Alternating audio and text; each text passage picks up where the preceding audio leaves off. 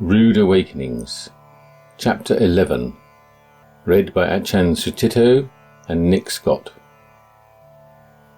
Our two pilgrims, having crossed the river Ganges, are now walking south towards Nalanda, Rajgir and Bodh Gaya.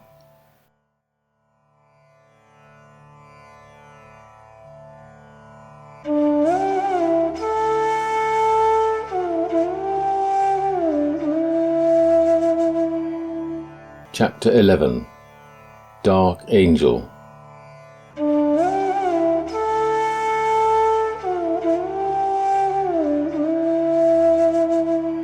Achan Suchito. We were now in the second week of glowing December, the time that the Indian climate is at its most benign. The heat of the day goes down to a sunny English summer. The nights are autumnal, and the light is golden. I felt grateful for its gentleness. The light no longer stabbed my eyes when I gazed over the landscape. I could even handle looking up at the birds on the telegraph wires silhouetted against the pastel blue sky. Although those more distant were just fuzzy black blobs, the nearer ones, rollers and red-vented bulbuls with forked tail, were quite pretty. I was starting to get mellow. India, for all its rough edges, had looked after us well. Baldaricak had offered us a chilly night on a table outside the hut of Ram's cousin. In the morning, after a glass of hot milk, the family group had stood around us silently watching us pack our bags. The children were like perching birds, bare-legged with their heads and upper bodies wrapped in blankets. All they could offer was their attention. I tried a few phrases of Hindi, which they accepted without comment. The metalled road took us a couple of miles to a warm sunrise, a small market village, and a glass of tea. There, Nick paced around looking at a wide dirt track that branched off from the road, inspecting his map, muttering aloud, "It must be," squinting at the horizon, looking down the metalled road, saying, "Hilsa? Hilsa?" to passing strangers. All part of the conjuring act that I had ceased trying to understand. That must be northeast. And there's a lot of cycle tracks going that way. It must be... My place was to stand poised for the decision, with an agreeable smile that I hoped was supportive rather than condescending, and then follow. Somewhere, in whatever direction, we go for alms. There was water everywhere, and at the end of the day we'll be in another field or village more or less the same as where we started from.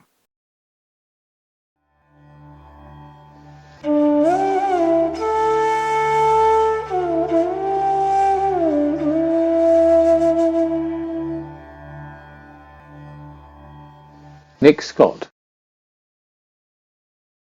Trying to find our way using the maps I brought with me wasn't like map reading in England, where you could note something from the map and then just follow it. As ever in India, nothing was that certain. I had 3 maps, a modern German one of eastern India, up to date, but on far too small a scale to be of much use away from the main roads.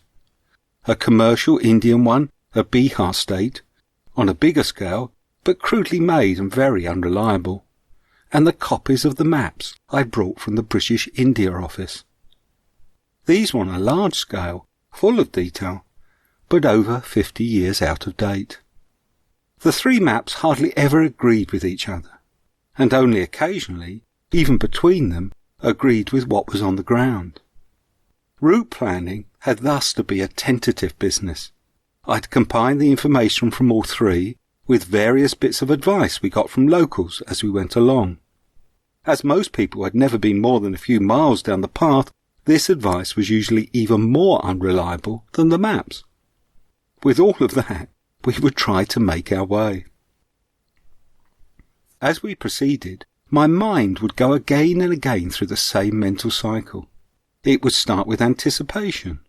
We will go there, and along this path to that place, and we will see this and that and so on. Then for some reason or other, we'd not be able to. A path wouldn't exist, or there'd be a village, river, or whatever where it wasn't supposed to be. So I would get annoyed, only to find out that what we ended up doing was just as good and interesting as that which I had planned. India is great at putting a spanner into the planning and anticipating mind. It is that mind state that gets in the way of being open to what is happening. Using the maps to get away from tarmac roads didn't mean we'd got away from the Indian bicycle. Once we were on dirt paths, I really appreciated what those bicycles were all about. Old sit-up-and-beg Rileys with that heavy build and lots of big springs under the saddle. Their thick tyres, padded seats and the one low gear meant that they could go anywhere in the countryside, even meandering their slow way along the small paths running along the top of the mud walls between the paddy fields. We were trying to head southeast, but in fact our route wandered a lot, with us sometimes going east and sometimes south. It would have been quicker to follow the direct roads, but this way was more peaceful, and we were amidst the real rural India, where everything went at a much slower and more steady pace. The landscape was dotted with people working in the fields, which now had growing crops. Many were raising water for irrigation using horizontal tree trunks, hollowed out to look like long, thin canoes. One end of these was open and rested on the lip of the drainage ditch to be filled. The closed end was suspended by a rope from a leaning pole above the water to be raised. A man stood by each one, dressed in a soil-stained off-white cloth of a labourer. Putting his weight on the suspended end, it would drop, bending the pole and dip into the water. When they took their weight off, the pole would unbend, the hollow trunk would rise, and water would run out of it into the ditch. He would step on and off the trunk, over and over again, creating a slow, rhythmic creaking, accompanied by a gentle sloshing as the water ran into the ditch. That sound was everywhere we went through the countryside.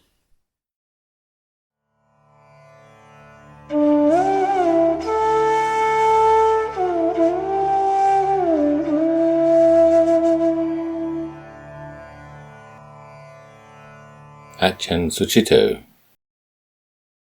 December 8th.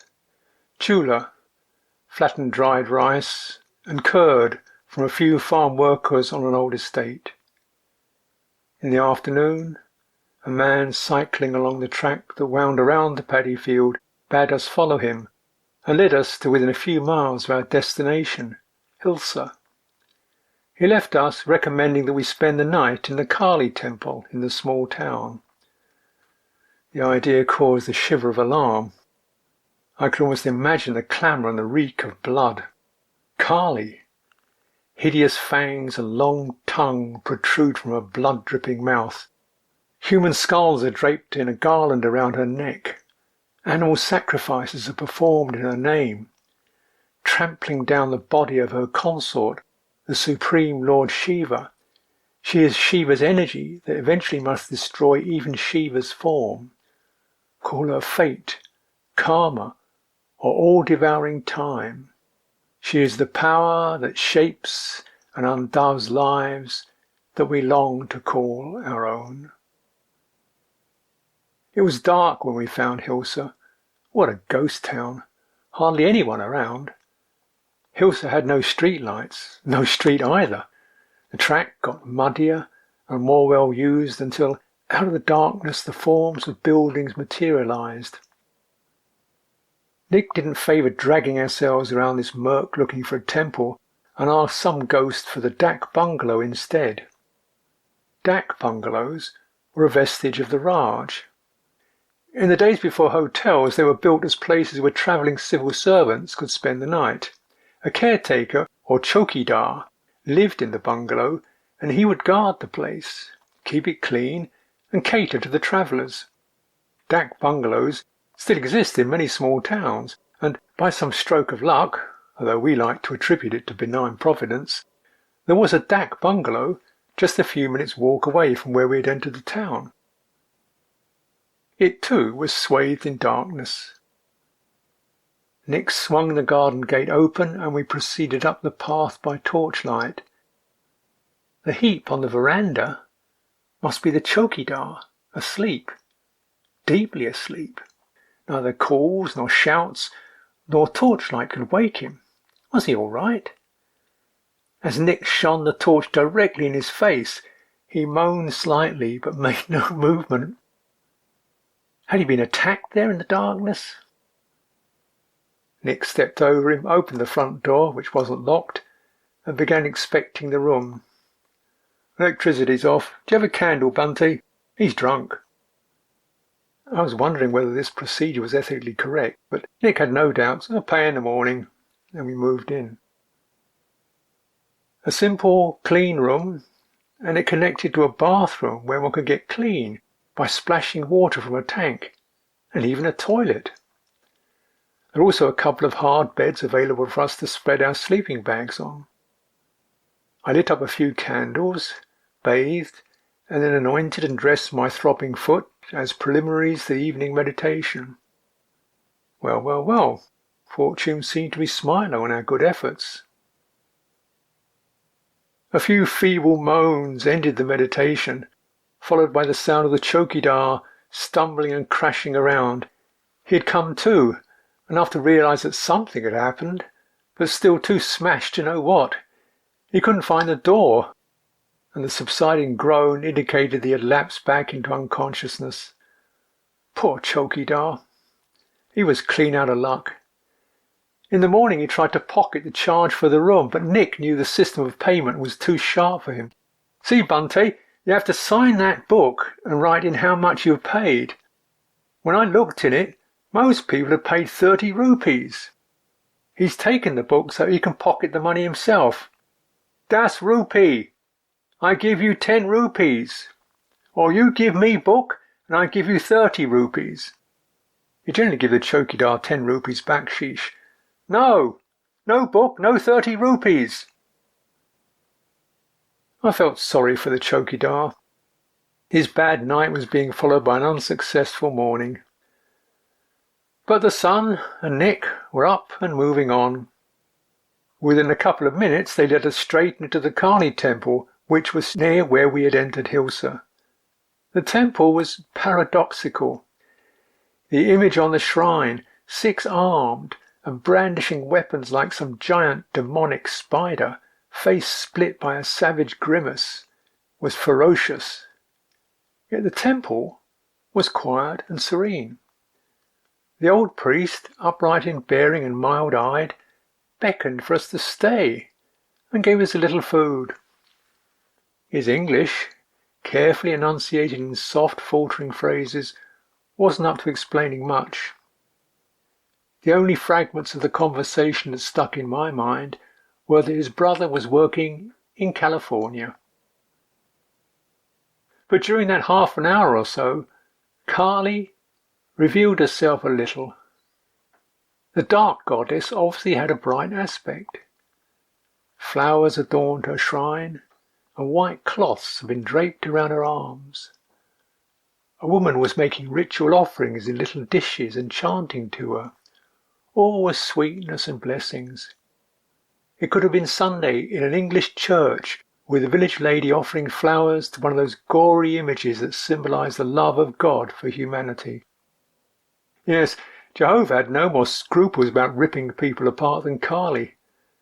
Come to think of it, following the Dhamma was no pushover either. The angels of transcendence have their dark side. If you could take it, all this getting beaten up was about giving up ownership of the birth-death thread.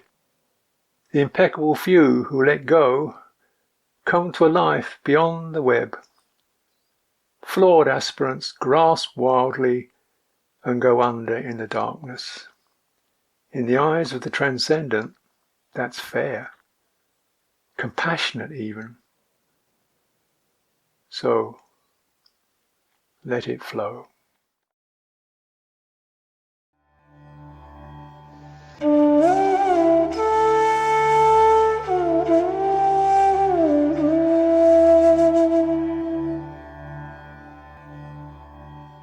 Nick Scott.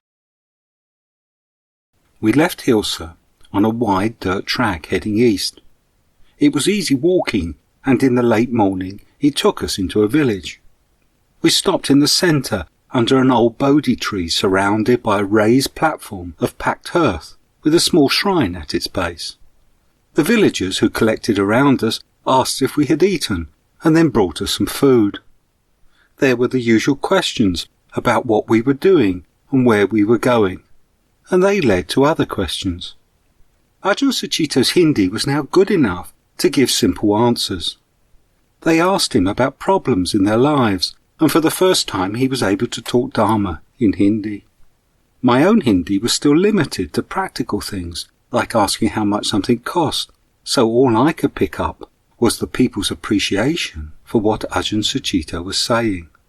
The basic Buddhist teachings were just as relevant despite the very different culture. After all, they were originally taught in India. Later they brought cups of tea and encouraged us to wash under the village pump.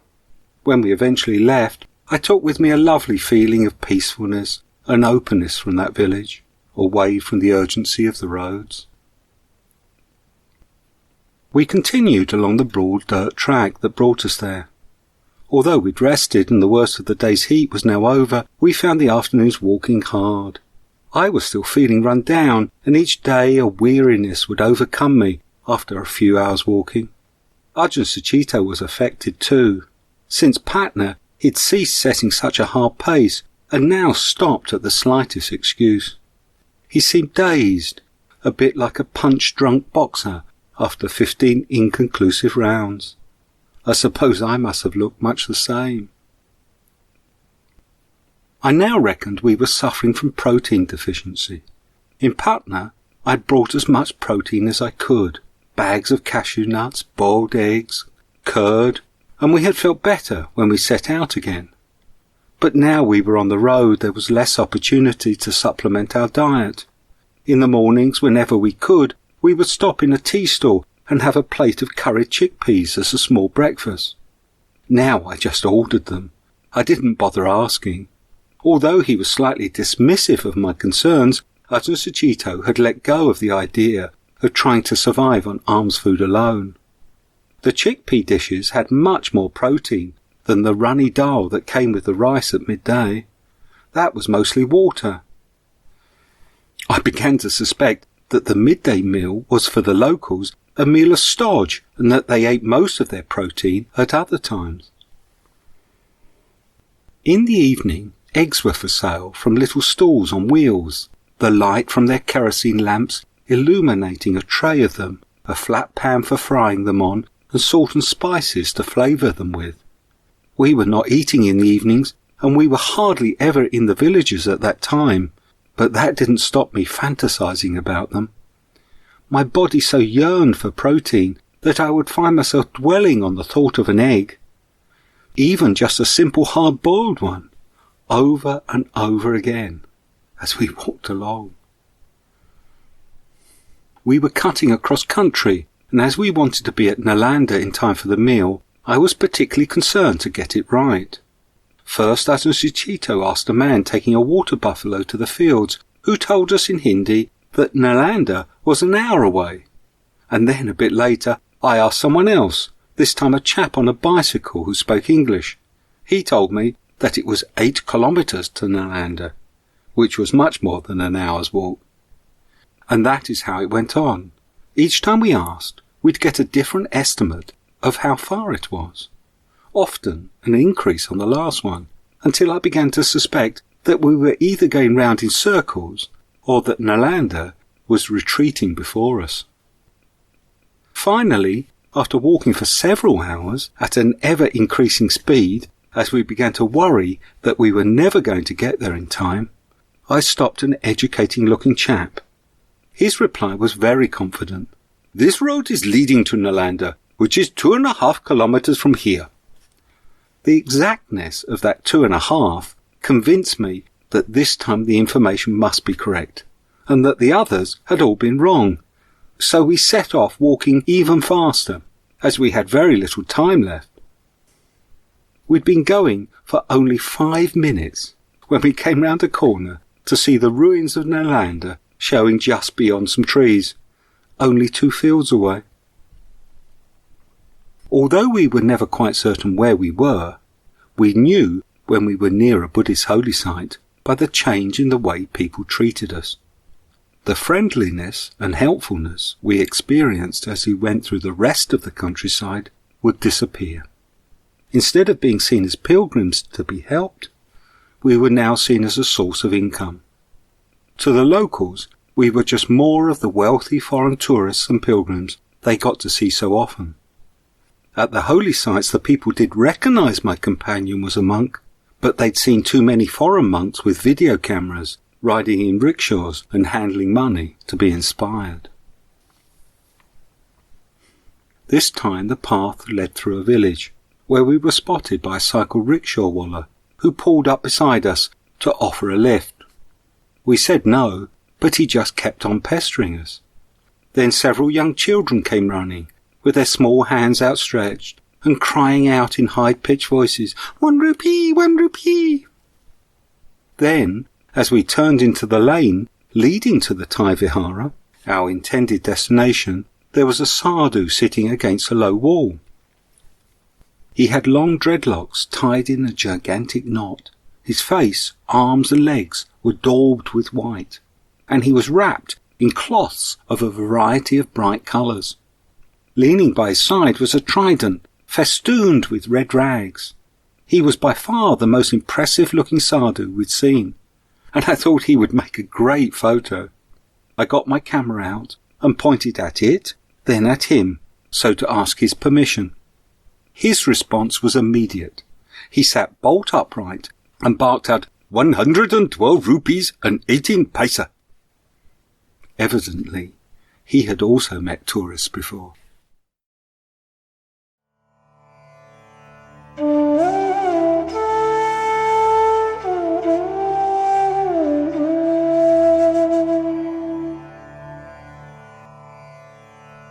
Achan Suchito.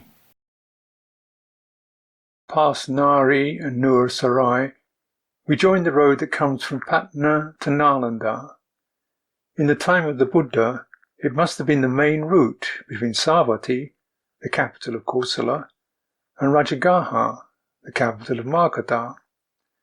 Along this road, pilgrims would have hurried to the holy places farther south, or to stay in the great university of Nalanda, sometimes for years on end, copying sutras and studying the Dhamma.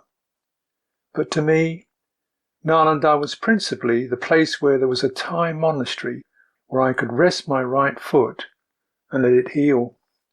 I determined to do as little walking as possible. Wat Thai Nalanda will be an excellent place to recuperate.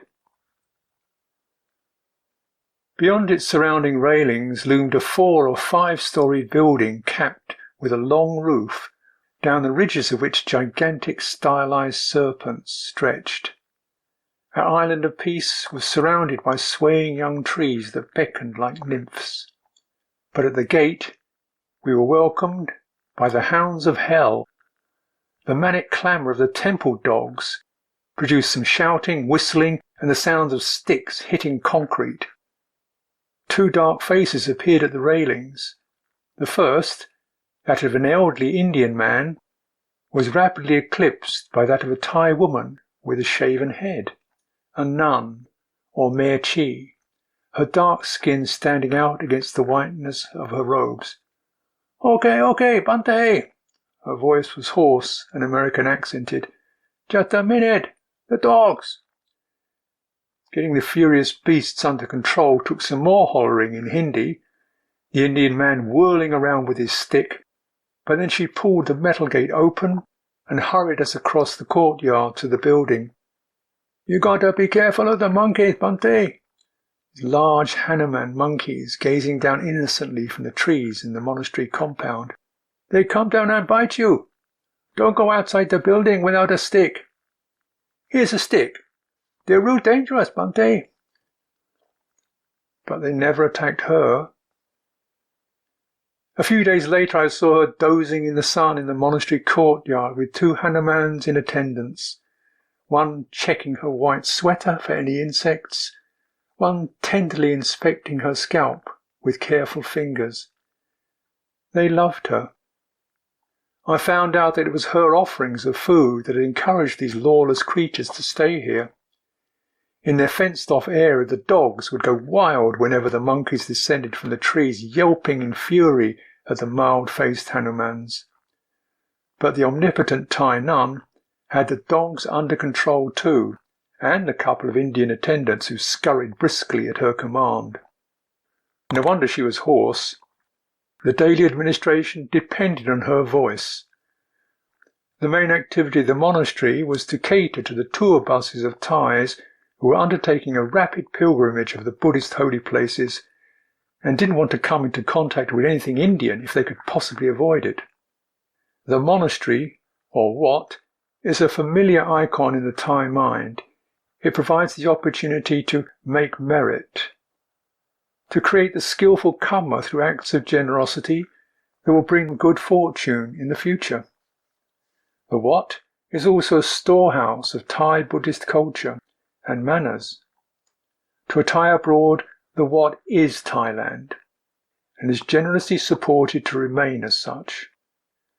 No matter that for most of the time the only monastic resident was one nun, the tour buses brought their own bhikkhus with them to be accommodated overnight in the simple but well-ordered rooms of the Wat and given dishes of well-cooked Thai-style food the next day before proceeding to the next Thai haven, Wat Thai Bodh Gaya or Wat Thai Sarnath. Form and merit mean a lot to Thais. Mirchi Ali could call down the support for both, even in India. That was impressive. After being given a room and an unbelievable meal, I made my way to the roof of the residence block. I felt I could give my wounds some air there. The sore had grown larger with the 60-mile walk from Patna and had been joined by another. The soles of my feet and the heels were cracked and black. Then there were other kinds of repairs that had to be undertaken at each stop. Now the robes were showing signs of wear and tear, particularly the Sangati, the double-thick extra robe that is the third of the bhikkhus' allowed robes. The one I had was over 10 years old, patched and repatched. Its main body was so old that mending it was like patching an overripe tomato. The sewing thread tore new holes in it, and one had to compromise with something between a darn and a lattice of stitches. To be truthful, a certain embarrassment about my worn robes and torn feet kept me on the roof. I felt too lumbering and coarse for the graceful manners of civilized Thai society. The times that I did venture down, even with my battered robes worn as neatly as I could manage, and walking in small, composed steps, I was still too big and ungainly. Compared to them, I felt like a wild ape. The visiting elder bhikkhus in immaculate, glowing, russet robes seemed uninterested, or perhaps uneasy, but would respond with cool politeness. Their female lay followers would kneel and bow and address me respectfully in angelic fluting tones. When they heard my few clumsy phrases of Thai, they responded in delicate English. And they were always impressed when they found that I was a forest bhikkhu and a disciple of Ajahn Chah and Ajahn Sumedho. One of the tour guides, concerned about my wounds, offered me some orange tincture. At least they made my foot look pretty. Retreating to the roof, I could be at ease with my tears and tatters, wash my robes and bandages and hang them out to dry, sit in the sun, and look over at Nalanda in the distance. There, in the 5th century CE, sponsored and supported by the Gupta emperors, had arisen the Mahavihara, a great residence comprising several Buddhist monasteries whose sole activity was study. What was now just a heap of bricks had been one of the finest blossoms in the religion that had evolved out of the Buddha's teaching. Homage to the perfection of wisdom, the lovely, the holy. Here, O Shariputra, form is emptiness, and the very emptiness is form. Emptiness does not differ from form, nor does form differ from emptiness. Whatever is form, that is emptiness. Whatever is emptiness, that is form. The same is true of feelings, perceptions, impulses, and consciousness. Where there is emptiness, there is neither form, nor feeling, nor perception, nor impulse, nor consciousness. The patronage of Ashoka was the prime condition that allowed the Buddha's teachings to develop into a religion, earning it fabulous endowments, prestige, as well as the jealousy of the Brahmins. And despite occasional periods of persecution under succeeding monarchs, Buddhism and its many capable exponents filled a contemplative, philosophical, and devotional space with a vigour that the Vedas and the Upanishads could not provide. By the beginning of the Common Era, India was coming into a new age. Trade routes connected it to the Asiatic Greeks with their philosophies, the growing Christian worldview of Rome, as well as the evolved culture of China. Grecian-styled Buddha images were created for the sake of recollection and veneration. Some people argue that the Buddha was of a different nature than the merely mortal. His real, undying essence had manifested a dream body in order to present teachings to the world. In this new divine framework, saviour figures appeared called bodhisattvas, and during these and succeeding centuries after the Buddha's death, his teachings became the subject of an equally lively revision. There is no ignorance, nor extinction of ignorance, nor suffering, nor origination, nor stopping, nor path. There is no cognition, no attainment, and no non-attainment. The old teachings had pointed out that what we term as self is in reality empty of a cohesive, consistent, and independent reality. The new teachings extended that analysis to every structure of reality, including any structure of teaching. This is Prajna Paramita, the perfection of wisdom, which cannot be expounded and learned, nor isolated and described, nor stated in words, nor reflected upon by means of or in terms of any limited pattern of awareness. In the course of the next 800 years or so, Prajna Paramita was conceived as a truth, gestated as a symbol, born as an image, and worshipped as a divinity. Over 40 sutras, from the vast perfection of wisdom in 100,000 lines down to the perfection of wisdom in one letter, were composed around her ineffability. Even though she represents the essential emptiness of all phenomena, her form was delightful. What can be more captivating to the contemplative than that ungraspable, ever beyond, ever present truth? She was called a goddess, and was one of the divinities who emerged to preside over Buddhism's second turning of the wheel, the Great Way, or Mahayana. Perhaps even the Gupta emperors, although Hindu, fell under her spell.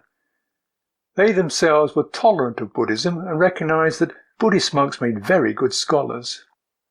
Astronomy, logic, metaphysics, and grammar was studied at Nalanda along with the Mahayana Sutras and commentaries.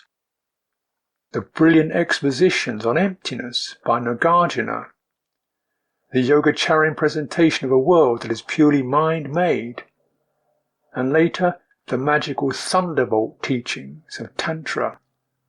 All and much more were debated through the centuries at Nalanda. In that palace, old archetypes married new symbols to produce a pantheon of deities, Taras of various hue, of Avalokiteshvara, the compassionate one, 13-headed, 1,000-armed and 1,000 eyes, the better to serve all sentient beings, and his counterpart, Mahakala, the ferocious guardian of truth, black and wreathed in flames. They may have first appeared as literary personae in one of the vast sutras or tantric rituals that were composed in the first millennium of the Common Era. But by the end of it, they had at least as much substance as the old Vedic deities. In the tantric teachings that eventually developed at Nalanda, these powerful spiritual forces were to be visualized and even acted out in esoteric rituals. But Buddhism lost touch with the samana lifestyle that had connected the Sangha to the ordinary people.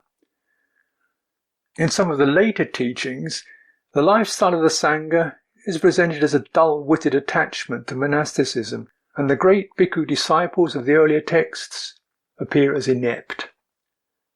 Gautama the Buddha is one of millions of Buddhas in innumerable world systems, not a samana subject to illness faring for alms around the Ganges plain. His teachings in his historical form were to be interpreted as a kind of primer, a lower path or small vehicle, to get people started who were too self-centered to attune to the compassion and grandeur of the higher teachings. Nalanda grew away from the living context of the Dhamma Vinaya. The scholar monks didn't have to go on alms round or have contact with the ordinary people, and so the Turkic invaders who devastated Nalanda and slaughtered its inhabitants in 1200 hacked something that had already lost its roots. Buddhism had idealized into a vast pattern of images, concepts and rituals that were not immediately comprehensible to be seen by oneself, the touchstone of the Buddha's message. This meant that it had no more relevance to the lives of the majority of the populace than the evolving line of Vedic worship and Advaita Vedantic thought that absorbed it. Philosophically, you could even see the destruction of Nalanda as the culmination of Prajna's teaching. Form, having been revealed as essentially void, was dramatically swept away.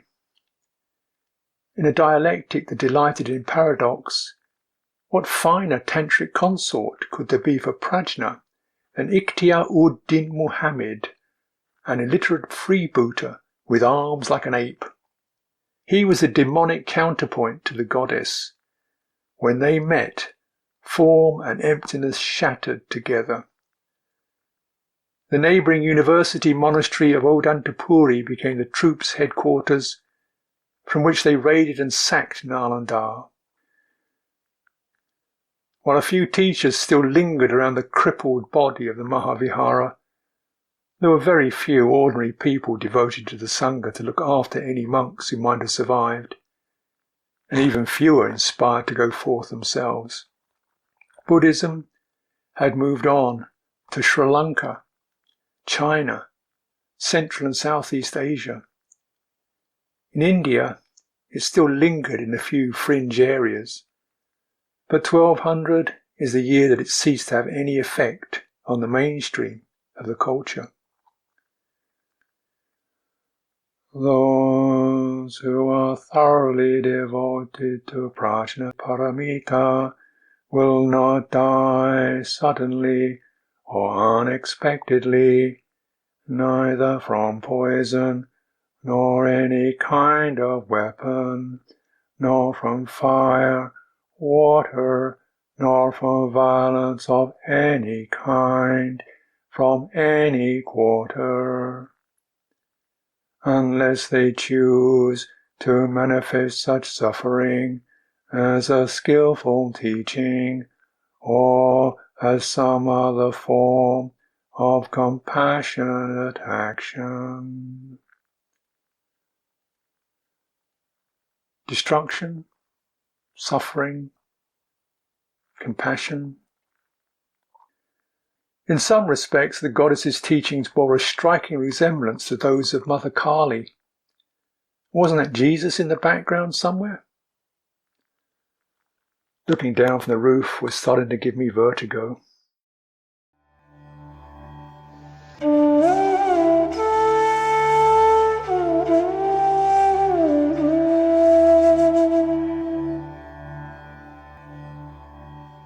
Nick Scott.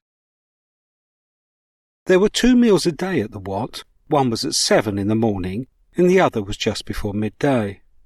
Both would be announced by the Mei-Chi sounding a large gong and served in a room connected to the kitchen. And both meals were the same food, white rice with lots of different meat dishes. Sometimes there was also fish or eggs, and perhaps a small plate of raw vegetables. No exception to this heavy carnivorous diet was made for the breakfast. In fact, the vegetables were less likely then. We would sit on mats on the floor, Ajahn Sucitto sitting around a large table with 3 Thai monks who were also staying, and with all the food dishes, while I sat at a small table on my own with nothing on it but my plate. Thai monastic discipline is very strong on form, especially around food. This way the monks avoided any concern that the dishes had been handled by me without being formally offered back. As they finished each dish, it would be passed to me, first the rice, and then one dish of meat after another. At meal times, one of the workers would be on guard with a broom in the courtyard to shoo away the monkeys as we crossed to the dining hall. At other times, we had to carry our sticks. Otherwise, the monkeys would gang up with the dogs and rush to attack us, driving us back to the haven of the main building where they weren't allowed. Even with a stick in hand, it was a scary journey. The dogs would wake from their slumbers and start growling heavily, and then barking loudly. This would bring the monkeys scuttling across the ground, screeching even more loudly.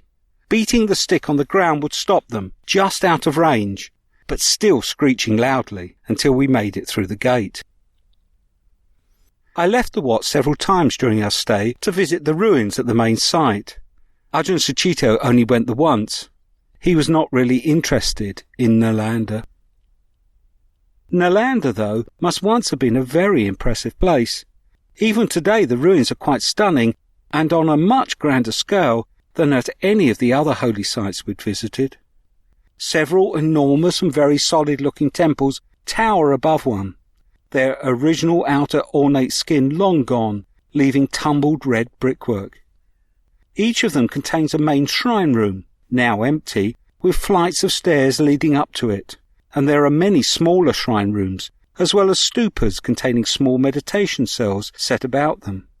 There are now walkways for visitors that go round the temples, and a path that leads to the top of the remains of the largest one. In places the temples have been excavated to reveal that they grew slowly, like the stupas we saw elsewhere, enlarged by building a bigger version on each previous one.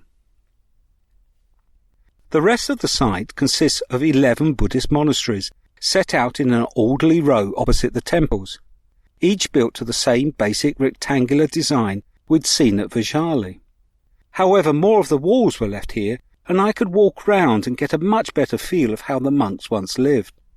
Although the cells were small, they were bigger than at Vaishali, and as well as recesses with a large slab of stone for a bed, there were also smaller alcoves for the monks' books. The cells faced inward onto a large pillared courtyard where once lectures and debates would have taken place, the teacher sitting on a raised stone slab at one end in front of the main shrine. At the opposite end was the porticoed entrance to the vihara. All the outside walls were really substantial. According to the Chinese pilgrims, the viharas were originally 4 stories high, with spires that licked the clouds. It was in these courtyards that Buddhist teachings and other studies were taught and debated. The level of teaching was really advanced. To gain admission to Nalanda, potential students had to answer a series of extremely difficult questions on Buddha Dharma. These were put to them by the gatekeeper, a scholar of high repute, who resided at the one main gate in the wall that encircled the whole complex. Only those who answered quickly and accurately would be allowed to enter, and according to Xuanzang, 7 to 8 out of every 10 fail. Nalanda was thus more like a postgraduate college, and with such renown that degrees were often forged. As well as study, it is believed bronze metalwork was also practiced at Nalanda. Today, the museum attached to the site is full to overflowing with ornate bronze statues of various different bodhisattvas and the occasional image of the Buddha. There are rows and rows of them in a great variety of forms and flowing postures, and all with broken noses. The invading Turks did that, as they did with all heathen statues they found. The grandeur of the site and the complexity of the images mask something, however. The essence of the original Buddhist teachings seem to have gone, for me anyway. For all their artistic complexity, the images fail to convey to me any feeling of the sublime. The grandiose buildings were very impressive, but did not move my heart in the way the simple stupas at other sites had. My favourite place, in fact, was nearly cut off from the rest of the site. A large mound topped with a few Bodhi trees. It formed a small isthmus jutting out into the paddy fields. The distant sound of Indian pop music from the stalls at the entrance mingled with the calls of the farmers to their oxen and the sound of the gentle breeze in the Bodhi trees above me. A pair of black-shouldered kites would perch high in one of the trees, occasionally taking off to quarter the area, hovering over the fields and diving to the ground, or gliding and then suddenly plummeting into the trees, hoping to catch small birds unawares. From this vantage point, I could see the visitors touring the Nalanda site, appearing and then disappearing among the ruins or climbing the main temples to peer out over the surrounding land. Western tourists in 2s and 3s, middle-class Indian families with their children scampering about, and large parties of Tibetans, mostly monks, who arrived by the coachload to be disgorged at the main gate. They would create a sea of maroon as they mingled at the entrance. Once inside, the sea would quickly disperse amongst the ruins. The monks were mostly young, either boys, youths or young men, and they had a lot of restless energy. They would be all over the site, calling to each other in Tibetan about what they had found. All of them, even the old monks, wore white sneakers. These seem to have become part of the Tibetan monks' required clothing, along with watches, which are usually wound about with the mala beads they also wear on their wrists. The only Tibetan monk I can remember seeing without white sneakers on is the Dalai Lama, who wears sensible-looking brown leather shoes. It was the Dalai Lama who was responsible for the busloads of Tibetans being at Nalanda. Every winter he gives an empowerment at one of the Indian holy sites, and they were there to attend the next one. They would have come from the Tibetan refugee settlements, now all over India, or from Nepal, Sikkim and Bhutan in the Himalayas. They were combining the 2-week empowerment with the opportunity to make a pilgrimage to the holy sites. For Tibetan Buddhists, like the Chinese, any pilgrimage had to include visiting Nalanda, as it was from Nalanda that many of their teachings originally came. Monks such as Xuanzang travelled to India not just as a pilgrimage, but also to study at Nalanda and elsewhere, and to return home with religious scriptures. The journey was a very dangerous one, through unknown lands across the Gobi Desert and traversing the high Himalayan passes. From accounts in the Chinese chronicles, it is estimated that of all the pilgrims known to have left for India, only 42 are known to have returned in 4 centuries. Xuanzang was captured and nearly killed by pirates. The account of his journey makes much of his fearlessness and unwavering resolution. But personally, I find the account of Ai Tsing, another Chinese pilgrim, more moving. He seemed more human in his reactions. He came 40 years later and was attacked while crossing through the hills of Bihar, suffering from an illness of the season. He had been forced to drop behind the large company he'd been travelling with, and late in the day, when the sun was about to set, some mountain brigands made their appearance. They robbed him of everything, including his clothes, and left him naked and very frightened. It was then that he recalled a rumour that in India, when they take a white man, they kill him to offer a sacrifice to heaven. When I thought of this tale, my dismay grew twice as much. Thereupon I entered into muddy hole and besmeared all my body with mud. I covered myself with leaves, and supporting myself on stick, I advanced slowly. And that is how, at the second watch of the night, he reached the village where his fellow travellers were staying. It was such pilgrims who spread the Mahayana teachings. Xuanzang became a great Dharma master in China, founding a new school of Buddhism based on the teachings he brought home. A Tibetan resident in Nalanda at the same time, Tonmi Sambutta, was responsible for converting the Tibetan king, who proclaimed Buddhism the state religion when he returned. They also came from Sumatra, Java, Sri Lanka and Korea. Great teaching monasteries arose in those countries that were modelled on the Mahaviharas. Those in Tibet lasted 1,000 years, until the Cultural Revolution. The Chinese pilgrims of the 7th century describe the dedication and moral integrity of the monks residing at Nalanda. But with time this changed. Nalanda grew fabulously rich, and monks began to study for material gain, for positions at court or for prestige. By the 10th and 11th century, Buddhism in India was mostly confined just to Bihar and Bengal, where the Mahaviharas were. When the Muslim invasions of India occurred, the armies destroyed any temples they found and killed all the priests, or monks, in them.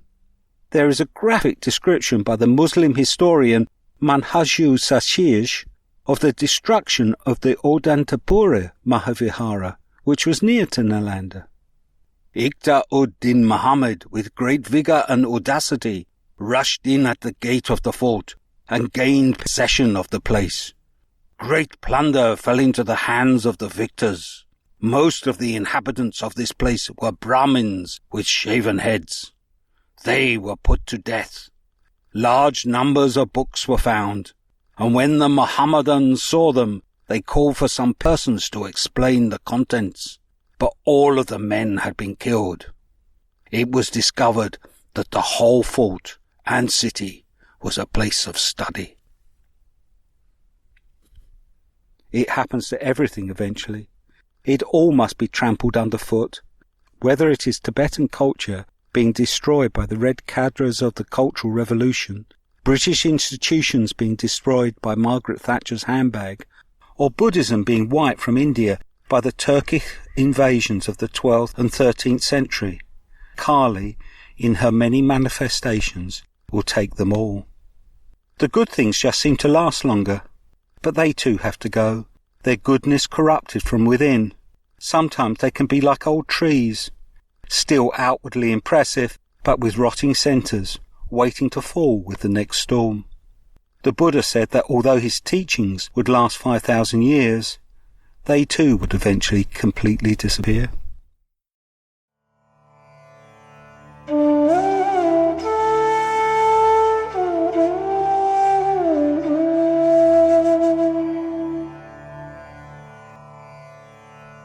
Achan Suchito. At Nalanda, I felt most attuned to Mechi Ali. Brief conversations that we had when she wasn't attending to visitors or rushing around shouting at the attendants or the dogs, or both, revealed a sharp mind and a sincere heart. She had come here 10 years ago to study at the new University of Nalanda, an academy adjacent to the Wat. In fact, she had gained a doctorate in Abhidharma.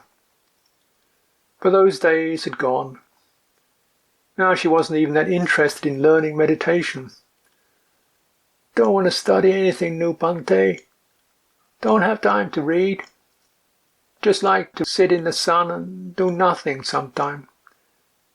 Sometime I like to live in a forest, that'd be nice. Maybe next year I go back to Thailand, visit my mom. She keep writing to me, when I'm gonna come home. Been here 10 years, Bhante. Long time, Bhante. Like to see my mom again. She gonna die soon. I wondered how my mother was getting on. I had written a couple of times to her, and also to my brother who lived close by. Although I wasn't expecting a reply, the memory of her frailty nagged me. Perhaps I should have stayed in England to look after her. The last time I was overseas living in Thailand, my father died. They brought me a letter from him and a telegram at the same time. In the letter he said that he hadn't been feeling too well of late, but was looking forward to coming out to visit me in the monastery. The telegram was from my brother, saying that Dad had died that morning. That was hard to take. Dad had wished me well in my life as a bhikkhu. He'd worked hard all his life, built his own business up from scratch, and began to realize in his 60s, with all the stress and anxiety and long hours, that he was caught in it, and that maybe his dropout son had a point. So after 25 years of some friendship, but little communication as adults, we would have met. So there was the regret. Then when I went back to England to visit my recently widowed mother, my teacher died in Thailand. That was Ajahn Allen, so bright, calm and gentle in the Vihara in Chiang Mai when I first met him. It was evening, and the oil lamp was lit by the seat where he was sitting. The windows, having no glass, allowed hordes of flying ants to flurry in toward the light and crawl over his face and arms as he sat. But he displayed no irritation, as carefully picking an ant away from his eye or mouth when its life seemed to be in danger by his lecturing. That presentation, and the strange relocation of attention through focusing on the breath, was all that was needed to set my Dhamma wheel rolling. If I could watch my thoughts and feelings and not react to them, if I could watch my mind, then whose was this mind? And who am I? So I went to stay in Ajahn Allen's monastery in Nakhon Sawan and became his disciple. So did a few other Westerners. That stimulated plans in our teacher's mind. Ajahn Allen had always felt frustrated by the cultural overlays that 800 years of Thai culture had deposited on the Buddha's words. Some of the archaic rules seemed to him to be anachronisms. Nowadays he felt it was more suitable to be able to handle money in order to purchase books and other requisites for teaching, as well as to be able to travel to bring the Dhamma to those who might be interested to hear. This all made sense to me, but I did feel uneasy about his proposal to set up his own vihara in northern Thailand, and even more uneasy about his expectation that I be one of the teachers there. After 3 years I had no realization to impart. Then again, Ajahn Allen, although tremendously concerned for the welfare of his disciples, and a storehouse of knowledge on all forms of Buddhism, psychotherapy and related topics, didn't give me much peace of mind. He was always on the go. The whole practice was bound up with doing. Even the meditation felt like an activity aimed at getting you somewhere. Not that he bothered with meditation himself. He was too busy reading, teaching and writing. He was too busy to go out for alms, go to the daily chanting, attend the Patimokkha recitations, or associate with the Thai bhikkhus. Under pressure from the abbot of the monastery, he would go to a few of the monastery ceremonies for the lay people. But to him, this was not the essence of Buddhism. It was all just custom, dead wood that kept most Thai bhikkhus complacently coasting on the simple faith of the laity. his vihara was going to be something different. It was. He set it up while I was in England and wrote to me about it while my 6 weeks in England extended into a proposed 5 months. Alan was optimistic as usual, but the vihara was slow in getting going. For a start, it was off the beaten track, so only a few of the Westerners that he had hoped to encourage made it out there. There was no chanting or ceremonies, so there was nothing to attract local villagers either. Ajahn Alan had to go out for alms and walk 15 kilometres every day with a weak ankle that steadily worsened. So after 10 years in robes, he felt the way forward was to disrobe, go to Bangkok, and teach meditation as a layman. We'd already lost contact by then. I was learning about the bhikkhu life from Ajahn Sumedho, who apparently still needed to meditate. I thought at first he couldn't have learned very much if he still needed to do it after 12 years as a bhikkhu. He was still stuck with the cranky old monastic conventions and still presided over morning and evening chanting and patimokkha recitations. But he felt good to live with. So Alan and I were faring on in different directions. The next I heard of him was a few months after we began to create a monastery out of a derelict house in West Sussex. A former disciple of Alan's, himself a bhikkhu just on the point of disrobing, wrote out of courtesy. Alan had committed suicide in Bangkok. The sequence after disrobing had involved difficulty in finding a means of livelihood, debt, depression, drinking alcohol, more debts, and despair, and finally drinking a glass of bleach. There was no explanatory note, but in an earlier letter he had asked that if anything happened to him, to pass everything he had to his former temple boys. My teacher, and more regret. Another good man strangled in the web that his mind had spun. Having Buddhism figured out hadn't helped him in the end. The teaching of his death was his most powerful transmission. Who dies? Who lives? Why are we so obsessed with ourselves? It's when death's angel comes that you see all the acquisitions, positions and fancy games are empty. Coming out of one's own preoccupations is a matter of life and death.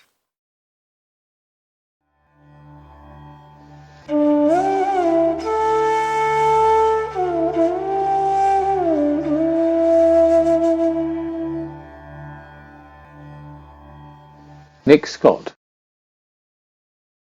The last day at Nalanda, I went out for my usual walk down to the archaeological site. The walk there took me past the small college next door. This had been set up by the Indian government for the study of Buddhism, and many of the students were young Theravadan monks, mostly from the hill states on the border with Burma, which have small Buddhist populations. The monks were out playing volleyball with the other students on a dusty piece of ground outside the college. They seemed to be having a much easier time of being a monk than my companion. So did the Tibetan monks I'd seen enjoying themselves in the Nalanda ruins. But then they didn't seem to be taking much heed of the rules of training, which were, after all, laid down by the Buddha. So who was right? At times I really did wonder on this pilgrimage. Why did it have to be so hard? Ajahn Sucitto seemed even to want it to be difficult. I reflected that a lot of it was down to the difference between Southern Asians and Northern Westerners. Left to themselves, Southern Asians would just hang out, like the young Thai monks staying in the Wat who were rather aimlessly making their way around the Indian holy sites. In Thailand, one of the favourite words is sabai, which they use in the way the Spanish use mañana. We, on the other hand, can be driven by the need to get something done, to achieve something, and in the spiritual life, to resolve all those emotional hang-ups. In Thailand, They don't have our hang-ups. They don't even have a word for guilt. So perhaps it depends on the culture. For them, the harshness of the Thai forest tradition makes sense as a counter to their easygoingness. For us, perhaps there is a need for some kindness to ourselves in with the practice. But then I've always been easy on myself. My companion did seem to be changing, though. Since Patna, things had got a lot easier. Maybe that was just because we'd got so run down, but I hoped it was more than that. Our last day at Nalanda was my birthday. I had walked down to the site to get some cold fruities to celebrate. They were sold by some of the stalls at the main entrance, and I had got into the habit of buying them when I passed. This time I bought 7, one for Ajahn Sucitto, one for each of the Thai monks at the Wat, one for the maid Chi, and one for me.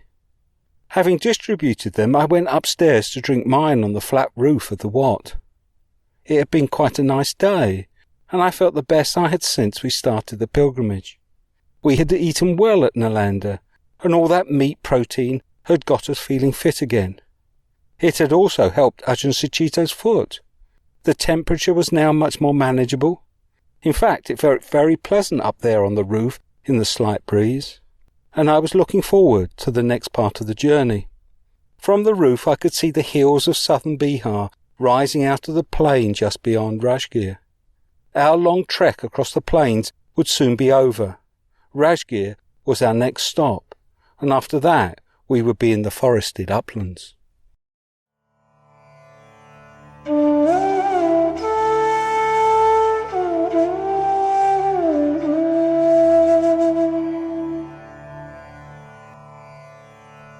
Ajahn Sucitto. December 15th. After 5 days on the roof, it was time to get walking. There had been some healing. Wat Thai had looked after us well. Just after the grey dawn broke, I bandaged up my foot and followed Nick across the fields. We stopped briefly at a small deserted Buddhist temple called Jagdishpur. More beautiful, more sacred to my mind than the grandeur of Nalanda. We had our plans to be at Rajgir for the next dark moon, and then on to Bodh Gaya, where Nick had arranged some Christmas accommodation, and possibly to meet Sister Tanisara, one of the nuns from Amaravati, who was also on pilgrimage in India.